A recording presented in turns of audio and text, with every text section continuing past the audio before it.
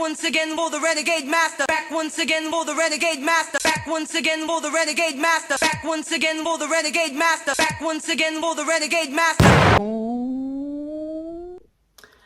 And we are back with Love is Blind Season 4, Episode 9.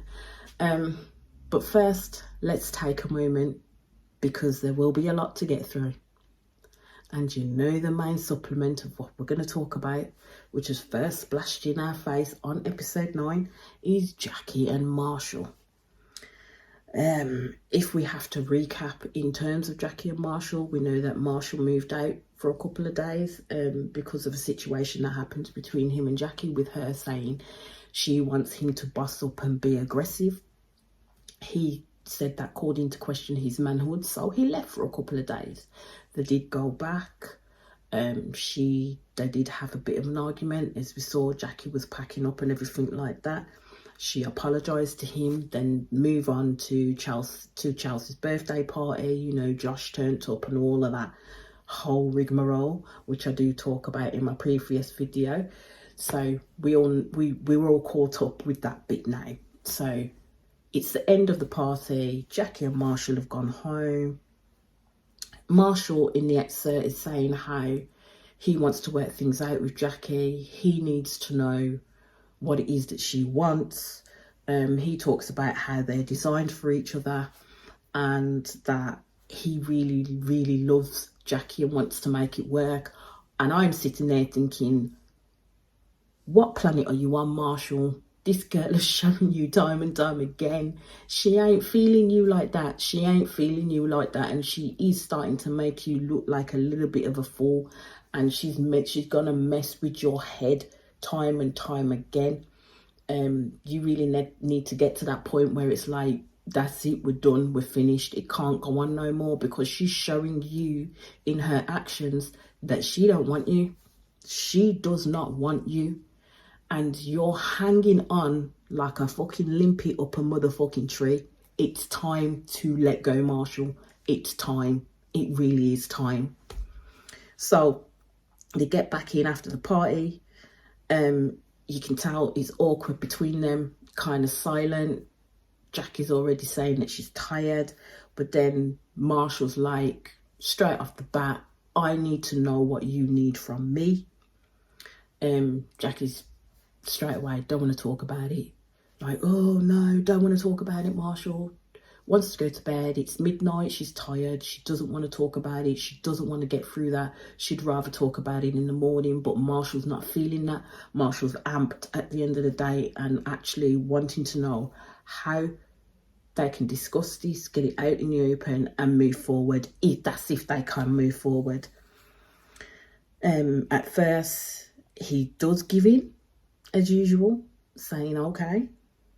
Because Jackie turns around to him and says that he's doing great and she doesn't expect anything from him. So that's when Marshall actually brings up the fact that actually there is things that they need to talk about and starts pressing her for answers. Basically, what is it do you want from me?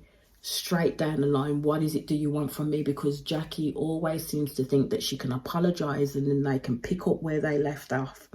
And she expects Marshall to take her sorries all the time and then move on from what they've talked about. Like, that talk didn't exist. Like, you did not tell the man that he needed to boss up and be aggressive with you. And that you know full well that that's not in his character. So he's standing there with his full fucking chest asking you, what is it, Jackie, do you want? Tell me what is it that you want so we can discuss this and get this out in the open. And he knows where he stands with everything. But as we said, Jackie doesn't want that conversation. So he then tells Jackie about the conversation that he had with Brett after what had happened and what Brett had told him, which was that he needs to protect his peace now. Basically, it's time for him to protect his feelings, because he's always thinking of what is it that Jackie wants. How can I support Jackie? How can I make her feel better? It's time for him to protect his feelings. And Jackie didn't feel no way about that. She was like, yeah, that's good advice at the end of the day. And then he asks her, what is it that he wants, that that she wants from him. And again, as we've seen throughout all the episodes, it's about Jackie and her emotions, and she's had an emotional day and she can't deal with this conversation. And she's not willing to talk about it. She don't want to talk about it, when actuality it needs to be talked about. And you can see that she's literally just running. She's running from this conversation now, rather than actually going deep and speaking about it, but she's not willing to speak about it. So then Jackie thinks she's going to placate him by saying, just love me. So she asks her to just love her. That, to me, that's absolute bollocks, because now Marshall gets no return from what he wants to talk about. He knows that it's not going to be talked about. So he's left with no answers. So then it cuts off from them, and then we go to Zach and Bliss. And Bliss goes to meet Zach's family. Now, I want you lot to tell me what you thought of the meeting with Zach, Bliss and Zach's family, and how you thought it went. So put your comments in the comment section, and let me know how you thought it went as well. Because me personally, I would say that it went really well. I would say that Bliss literally won over his family. She was able to show them exactly what it is that attracted her to Zach and what made her love him. She was able to validate him as well, and as you could see, she was touching him as she was talking. She was giving him eye contact, and he couldn't stop looking away from her. He was absolutely smitten by her.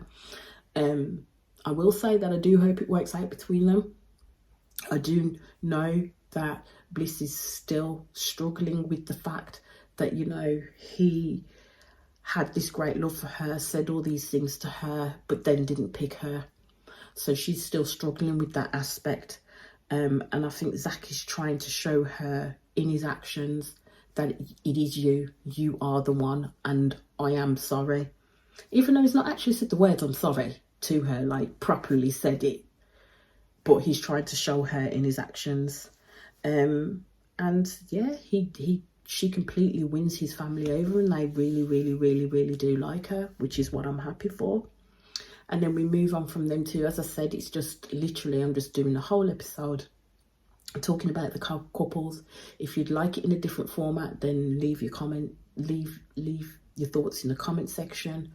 And I will try and get to those, and I will see what other format I can do it in, because I have said that I will try and do like 2 episodes together, because they come quite quickly.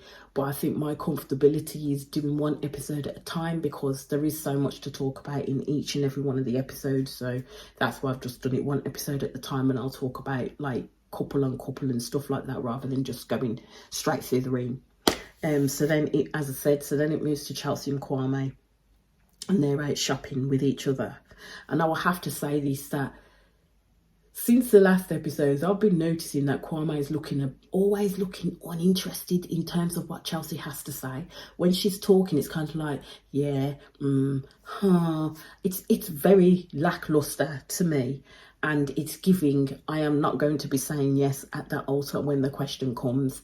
But my thing is he's saying all the right things when he's on his own and he's talking to the camera. He's saying all these right things in terms of how Chelsea is and what he loves about her and this, that and the other. But when he's in front of her face, he just does not look bloody interested in what she's got to say. It's kind of like, oh, we've been here before. You said it all before. And I said the same things. I'm not going to repeat myself kind of thing. Like even down to the little argument that they had, or couldn't really call it an argument, like a discussion that they had, when he was saying, oh, I asked Chelsea if she was feeling okay, and she was what don't I look okay? And he took that as her being confrontational, when actually she wasn't. That's what some people say. Like when someone say, are you all right? You say you're fine, and like, sure, and they go, you sure? And you're like, well, don't I look okay? What's up? And that offers a conversation. It doesn't necessarily mean that they're being confrontational. She's asking you, well, don't I look okay? I've said I'm okay, but don't I look okay? But my thing is he's saying all these things about Chelsea as well, knowing full well he's still got this clear obsession with Micah. They had their backwards chat or whatever fucking chat that was at Chelsea's birthday party, and I get the feeling that they're constantly feeling each other out when it comes to their partners. That's why I'm saying I don't trust the feelings that Kwame says he has for Chelsea, because at the end of the day, you're still thinking about Micah, you're still wanting to jump all over her, you're still thinking there's going to be some kind of leeway with you and Micah, and you still have these feelings for Micah. And let's be honest when we say that Micah was his first choice. Chelsea's the consolation prize because he didn't get Micah, and he was full on upset about that. We cannot forget this man cried tears when Micah let him down. He cried tears. So for him to come off with all this about Chelsea this and how he loves her and he loves this and he loves that, I don't believe it in the slightest, because he cried tears with Micah. He then did his little chat and rub up of her hand thing at the pool party, and then he speaks to her again in at Chelsea's birthday party. And this isn't, and his behaviour isn't speaking of a man that's in love with the woman that he's with. Do you know what I mean? It shows that she's just a current placeholder, because the person that he really wanted has actually got away with somebody else. That's how I see it. Like, he always goes on to the fact that, you know, he's going to be sacrificing. He's going to have to move to Seattle. He's going to have to move away from Portland. And also, I think that's going to be another big issue for him, because I don't think he really wants to uproot. And I don't think that he really wants to uproot for Chelsea. If it was somebody else, I think he probably would, namely Micah. I think he would have done. But because it's Chelsea, he's going to see a problem in it. And then you see them in the shopping thing, when they go shopping. When he does pull Chelsea up about her attitude this morning, and then I would say that they get confrontational, because then Chelsea throws back with, if you're going to throw me under the bus, then I'm going to throw you under the bus. And she feels that everything that she does or says, he has to nitpick it to death. And that's kind of true, because we have kind of seen that through the episodes, especially when they started moving in together. He kind of has to delve a little bit deeper into what she's saying, or take things that she said out of context. Like, as he said, with the, I know you're not feeling okay. And she says, well, don't I look okay? And he took that way out of context. But all we can do, as all I can do is make an opinion on it at the end of the day, in terms of what I'm seeing, because we don't know what goes on behind closed doors, because there's a lot of this stuff on there, on Love is Blind and other reality TV shows, but they don't really show you everything or the ins and outs. You know, it gets edited quite a lot, so we're only seeing what we can see. We don't know what else has happened beyond that. So as I said, we're just making comments in regards to what we're actually seeing. So they're still out shopping. They're discussing marriage and whether he really wants to get married. And Kwame keeps going back on, you know, the expectation for him to move. I don't know if he's looking for a gold medal from Chelsea, but as I would say, that's marriage. That's what a marriage is. There's compromises to be made. If you can work from anywhere and you can move at the drop of a hat because you can work from anywhere, then the compromise will come from you. If the other person literally can't do that, then the compromise would have to come from you. So yeah, I don't want to keep going on about Chelsea and Kwame, and we know that Chelsea took Kwame to meet his family, to meet her family.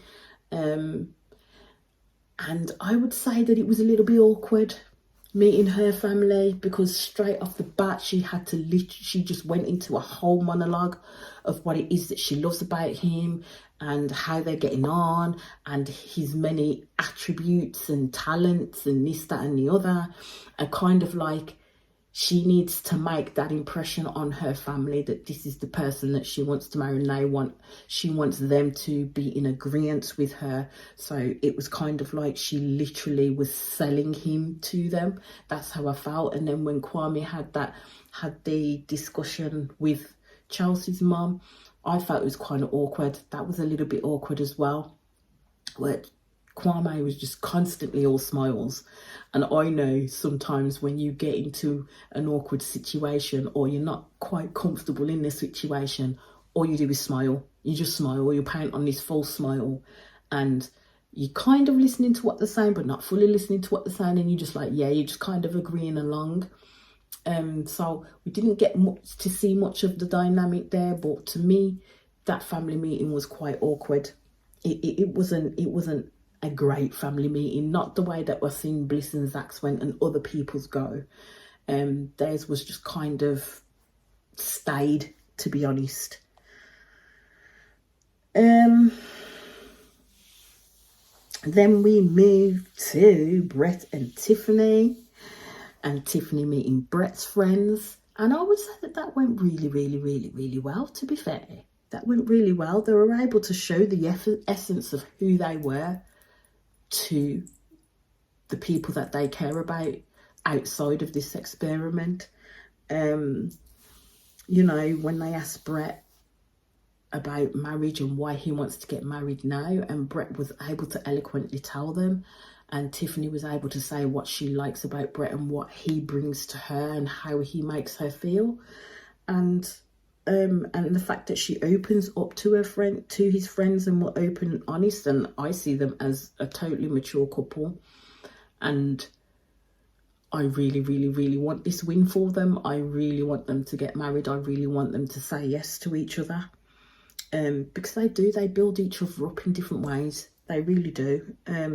That they need to say yes at the altar. As I said, they need to say yes at the altar. Any other answer, I will not accept. I'm saying that now. I will not accept any other answer. I will not accept. Nobody's in my world. I will not be hearing no no's when it comes to Brittany. I will not be hearing no no's. Okay. And like, they really can see a future with each other. They really can. And I'm hoping to God it's not lip service. I'm hoping it's not lip service and they really can see a future together and they really will say yes at that altar. But that's one of my predictions, that they will say yes to each other. So my fingers will be very much crossed for that one. And even though people turn around and talk about, like, you know, black love, and I'm happy to see this black love, there's more to it than that as well. It's about the fact that they will understand. They'll have a deeper connection in terms of each other's struggles. Their struggles may not be the same, but they'll have an understanding into the difficulties and how to navigate themselves within the world and within society, being black people themselves. So they'll have that little bit of expertise and skills there for them as well, which they then pass on to their children. So, you know, the hope is that they get married and then they live their life and have their beautiful little children, hopefully with dimples like Brett's, because them dimples are dimples. Another thing, do you not think that Brett actually looks like an older version of Jason Derulo? Because I'm sorry, all I can see is Jason Derulo. You know, Jason Derulo. That's all I can see. If you agree with me or don't agree with me, you can put your thoughts in the comments, but that's what I see when I look at him, especially when he smiles. I see an older version of Jason Derulo. It's flipping mad. But he is. I love to see their love. I really do, and I hope it works out. So then we get to Micah and Paul. And, you know, Micah and Paul are having their little conversations, and it's come out that, you know, Micah's mum is actually Paul's mum is actually texting Micah and having conversations with her and about the wedding, about what dresses or colours they should wear and stuff like that, which is actually quite nice that they're involving themselves like that. I think Paul has become, like, Paul doesn't realise how hot he is. He's one of those ones where he's the nerd of the group. He's the nerd. And you know, because he's a scientist, but he doesn't realise that he's actually quite good looking as well and can be quite appealing to people. And it's as my partner said to me, that throughout the process you can see that Paul's become less of a robot and more of a human, where he's putting in human thoughts and feelings, and it's not just about data. Even though he does talk about data at one point in one of the episodes, but we will get there, where he does talk about data. But they seem to be getting on quite well. But again, with that one, I still don't think that that's going to come out as a marriage. I have a feeling that, I don't know if Paul will say yes, but I don't know if Michael will say yes either. I don't think Michael will say yes. I think Paul is investing more of himself into Micah than Micah is investing into him. But they may surprise me. They may surprise me. But we shall see, because all it takes is all the weddings will be coming up soon, so we shall see. They may well surprise me.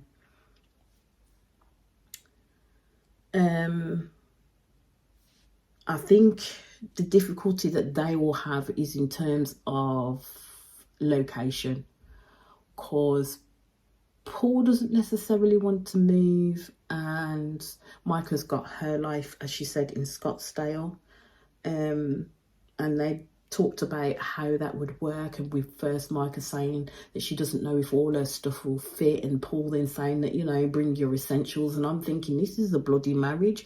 She's not going to be your flipping roommate, mate. This is a bloody marriage that you're going into. So it's not about her leaving half her stuff up the other end and then coming down every other weekend to spend the weekend with you, or just every weekend to spend the weekends with you. And as I said, Paul said, long distance relationship for him is not going to work.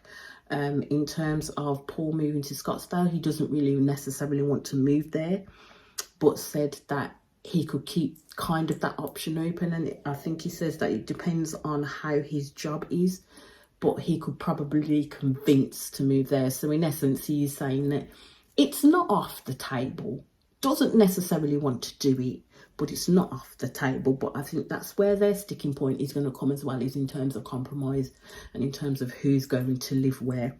But in this episode, I didn't really need to have to say much about Paul and Micah, because they are who they are, and they're just getting on with each other at the end of the day. So then we get to Bliss and Zach again, and Zach's gone to meet Bliss's mum and I think her two sisters.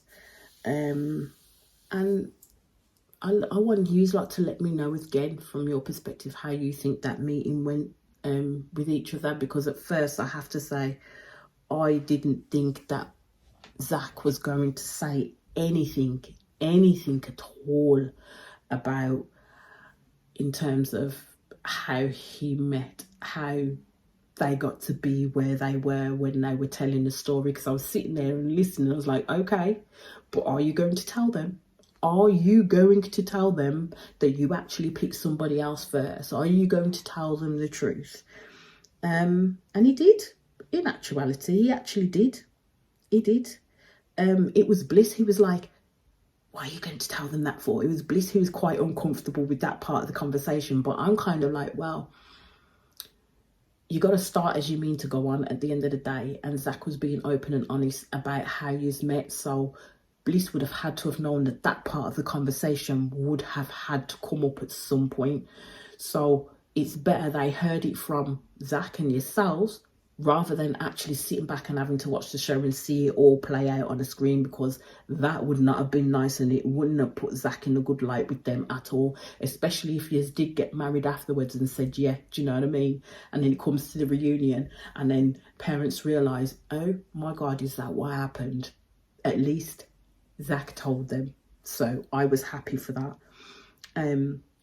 it did get a little bit teary when Zach was telling them about his background and his life, and, you know, his mum no longer being there because she'd passed on. And it was so nice of Bliss's mum to turn around and then say, well, you know, but if you get married, I'll be your mum. That was an absolute gorgeous thing to say. Like, you know, they were able to be open with Bliss's mum and the sisters. They were able to be open, and that was nice to see. And you could see that in that part he was accepted, because that's one of his fears, of not being accepted by family members. And as he said, he'd dated girls before who were quite well to do, and their family did not accept him and did not accept where he came from. Because, to be fair, if you think about it, Zach is quite open. Zach is quite open, and he's quite honest in his feelings. He doesn't leave anything to happenstance. He doesn't gloss over things. He's quite straightforward in that sense, which is what I like for Bliss. And their relationship is going from strength to strength. Just time will see if they actually do say yes to each other. And I wouldn't be unhappy if they didn't. If they did say yes to each other, because I think they would have a good marriage. To be fair, I think they would have a good marriage. And then we go on to when they go to pick out their wedding dresses. And it was not surprising that Jackie did not turn up. It was actually it wasn't surprising, but it was quite rude that she didn't turn up. And then you see the clip turn to Marshall, with Marshall getting excited with looking at shirts, fitting shirts with his friend and his brother-in-law, going, oh, look at this, you know, getting really excited. And I thought that was kind of fucked up thing for her to do. So we get Tiffany texting Brett to tell Brett that Jackie didn't turn up, and asking if Marshall was there. So Brett tells the other men what's happened and his friends what's happened, then pulls Marshall to one side and tells Marshall that, you know, that Jackie didn't turn up for the wedding fitting. And you could see that man's heart broke. That man's heart broke. He was so upset it was untrue. We know that he then leaves the fitting, because what's the use in him getting fitted if his own supposed to be near wife didn't even turn up for her fitting? So all I will say is that must have been that straw that broke the camel's back for Marshall. Seriously, because you can't force something that is not there. And it may be there for him, but it ain't there for Jackie. And all she keeps on doing is fucking him over and fucking him over and fucking him over and fucking him over each time. She's showing the person that she is. She showed the person who she was in the beginning. Not talking about the pods, because the Jackie in the pods ain't the Jackie right now. Let's put it that way. This Jackie you're seeing now is the true Jackie. That's the true Jackie. And then it cuts. And I was like, are you fucking for real right now? Are you bloody kidding me? Jackie's sitting in a fucking coffee shop, and who the fuck is she waiting for? Bloody Josh. Josh of all flipping people. So, you dropped everything. Didn't have your discussion with Marshall. Marshall's trying to talk to you. All you're thinking about is hightailing your ass, which should have been the day of you picking your wedding dress, and flipping and going and having coffee with Josh.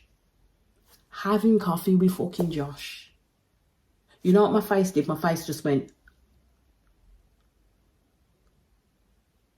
I was stuck like that for a couple of minutes. I'll tell you, I was stuck like that for a couple of minutes, because my heart was pum-pum, pum-pum, pum-pum.